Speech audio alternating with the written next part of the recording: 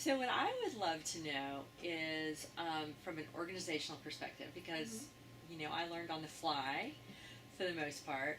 I would love to know what you find. Is there anything that is like the top three ways to help somebody become more organized, like that in general that somebody needs to learn?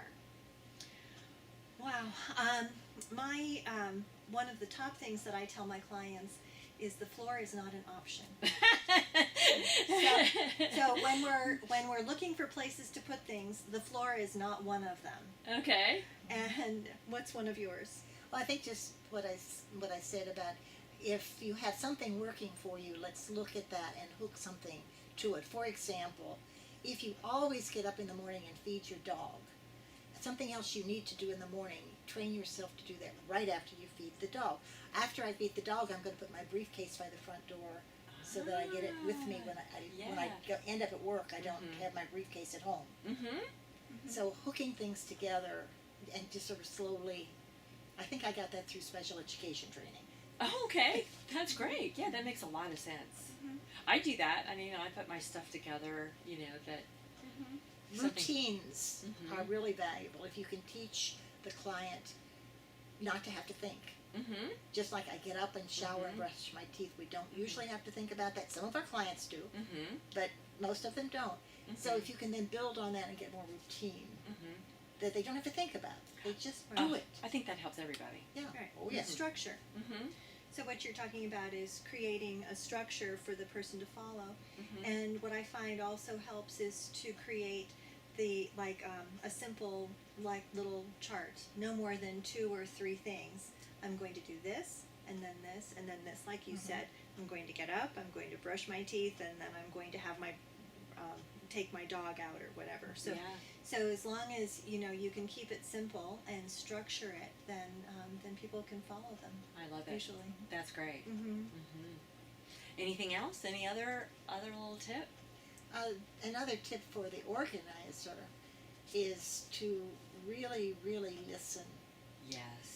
Listen with not just your ears, but your whole feeling. I worked with one PTSD client, and we worked very, very hard, several sessions, and we cleared a space of her floor.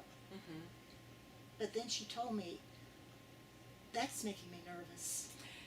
So what we did was we put some empty boxes on those spaces of the cleared floor and said, as you're able, remove a box. At your control. I'm so glad you mentioned that, because I actually found that to be very true for people with hoarding disorder.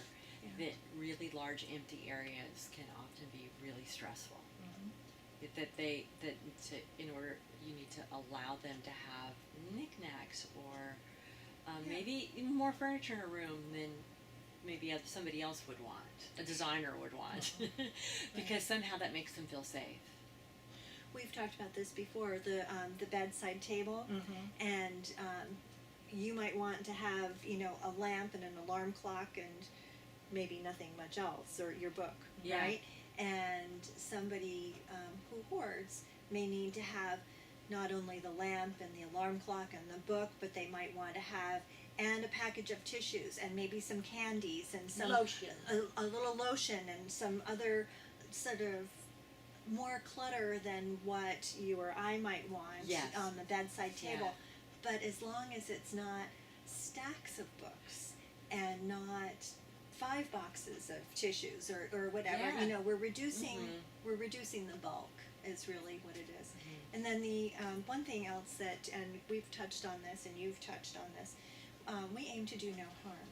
Oh yeah. So we always want to make the home safe, and we look for places that things are stored that are not safe, like the oven storing papers, and things like that. So we want to make sure that everything is safe for our clients.